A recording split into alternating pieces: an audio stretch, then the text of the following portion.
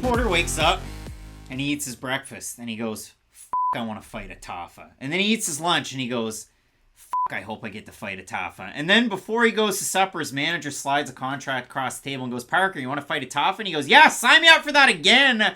Parker Porter going to take on his second Tafa in 3 fights. And the last time out, he got dropped and finished in the first round. Performance of the night against Justin Tafa. Porter looking to take on Junior Tafa in Tafa's sophomore showing in the UFC. And for Parker Porter, his last time out, he took on a mountain of a man in Braxton Smith, a guy whose T was a little bit too tall.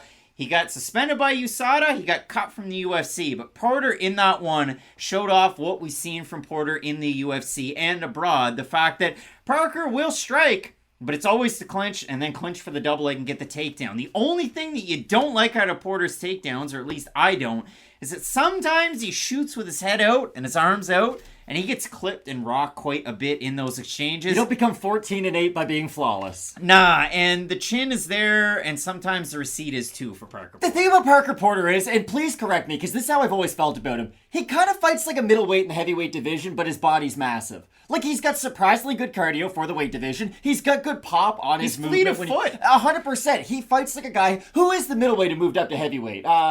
He's fought everybody at this point. I can't think of his name. Apologies. But Jake Collier. Thank you. Jake Collier. He does remind me a little bit of Parker Porter because, again, you might assume, hey, he weighs 256. He's a big guy for the weight division. He must fight like some big power puncher, but that's not the case at all about Parker Porter. He does have a very good depth of skills. He is very well-rounded. But the problem in the heavyweight division is, look at everybody who's ever held the title.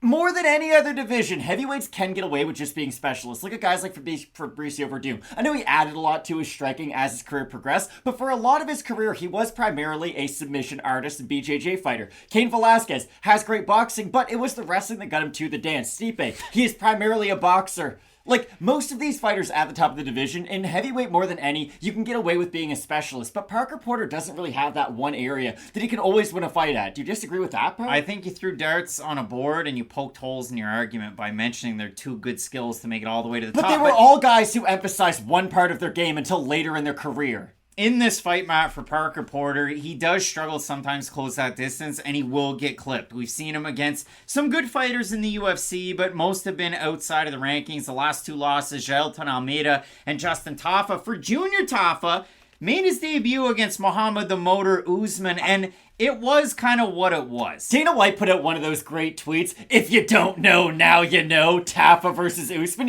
to fire up the masses, and then they witnessed that fight. They can't all hit. Those were 2 tired men in that matchup. But for Junior Tafa, again, he turned pro in MMA last July, and he already has 4 knockout wins. And if you look at the level of competition, it's kind of all over the place. Like the first pro fight, he takes on Taisi Sakino, and in that one, I mean, Sakino, he's one of those guys that kind of fought not really the greatest level of competition. He goes in there, blitzes him, drops him once, he gets back up, and he drops him again. He goes out there and he fights a guy who's fought everybody, and Kevin Fitzgerald, who's 15-12-2 at the time, but Fitzgerald had fought like really, really, really big names up until that point. I know one of them was Rakeem Cleveland. I know he had some wins over some good guys, some losses to some good guys. That fight was all over the place. Fitzgerald was able to go out there, get some takedowns. Tafa was able to knock him down in that one. Tafa then goes out and he fights Nicholas Djurdjevic over with Brave. And in that one,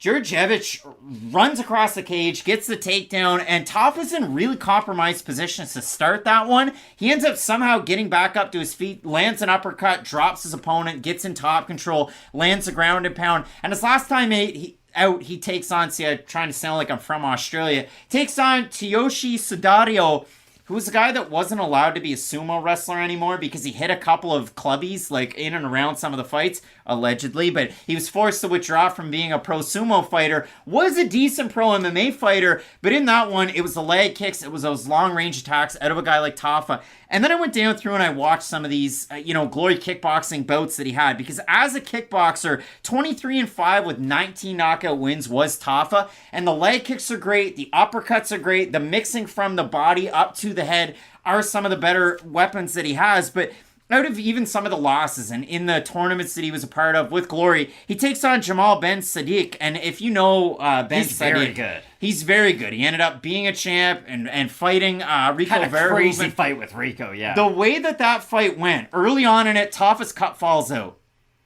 And then he's got to put it back in. And then it falls out again. And the referee says, if this happens one more time, this is the end of the fight. You can see Tafa continuing to try and adjust it. And out of it, I mean, some really kind of close to the belt strikes by Ben Sadiq. And it ends up, that's how Tafa ends up getting finished. And Tafa's also fought, and I want to make sure I get it right, Ajabai. And in that one, he's a guy that had fought and trained with Verhoeven. It was supposed to be Guto Inocencio who had beaten Tafa, but in the same night, Inocencio couldn't continue due to the cut. So Tafa ends up taking the fight, and he gets his legs kicked completely out from under him. He's dropped or knocked down 3 times due to the leg kicks, so he doesn't win. He lost to some of the better kickboxers over with Glory when he was 22, 23 years old. He's progressed to this point as an MMA fighter under the tutelage of Mark Hunt and his brother, Justin Tafa. So if I call Junior Justin throughout this video, I apologize. It's just, when I watch Tafa fight in MMA, his overall kickboxing skill set translates better to MMA than I think even his brother Justin's does. And I think Junior Tafa has a pretty darn high ceiling in this fight and in overall MMA, as long as he can work some of that takedown defense, because as I said, Djurdjevic was able to run across the cage and take him down, and that fight was about 4 months ago. So Junior Tafa was able to show us what we had seen on the way up. Yeah, he only had 4 fights, and yeah, they were all wins, and they had all happened since July 2022, but the takedown defense was a question mark before. It's still a question mark after the Usman fight. And honest to goodness, I scored that fight for Tafa. I thought he had won 2 rounds on the power of striking alone. I liken that to Jeremiah Wells, Matthew Semmelsberger. Semmelsberger landed all the power shots, but he struggled in the wrestling. And that same thing happened to Tafa. And now we're going to get to see if it happens against Parker Porter in this one. Tafa is the slight favorite in the matchup coming out of NTG Fight and Fitness down in Australia. We have a look at the fan vote on Tapology, Matt. Surprise to us it is to you. I'm going to say over under 60% Junior Tafa.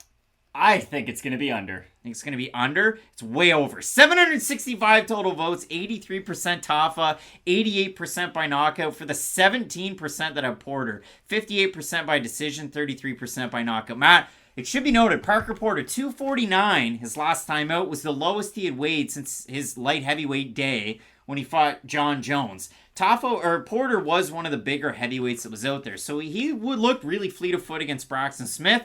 He was able to eat a few of those big right hands, and his chin didn't completely degrade. Once he got the takedown, it wasn't really a takedown. Braxton Smith pushed forward. Porter did the old snap down city like he's Tony Ferguson, snapped the neck down, pushed him down, got to the back, landed the TKO, and he was able to get the win from ground and pound. But who do you have in this fight? Because I know the odds are close. I see it as close, but the fans, they don't at all. Tafa. I have Parker Porter, honestly, in this matchup, just because I think he's going to be able to close the distance well enough and avoid some of those big shots in the in-between. Now, Junior Tafa has a brother, Justin Tafa, and maybe we do get one of those situations like when Shawn Michaels fought The Undertaker inside the Hell in a Cell. I don't know if you know this, but oh my god! That's Kane! That must be his brother! And Kane comes out of nowhere and makes his intro. So maybe Justin somewhere's in the back and he decides to make an appearance, but I do think if Porter can avoid that big shot, I sound like a broken record, because how many times do we say that breaking down his fights, then he should be able to win. So I do have Parker Porter in the matchup. I think Parker Porter gets the win as well. Junior Tafa, what we saw with Glory, the leg kicks, the strikes up the middle, he struggled with having a magnet in his cup earlier on in his career. But he is such a pure and good striker, and he's one of 2 guys on this card with that Glory lineage. And we've seen Glory kickboxers. Dustin Jacoby made it to the top 15 at light heavyweight. We've seen Alex Pereira win a title. Giga Chikadze, again, the guy on the card. Junior Tafa as well. Some guys have fanned right out. But in this one, Porter's going to have to be careful because of what I said. He likes to throw big shots, leave his head out there, go for your legs, clinch you up, and then get the takedown. Once he gets the clinch, he has a lot of success. Tafa struggled getting away from the clinch against Usman, and that's why I think Porter can have success. So both of us going with the underdog in this one.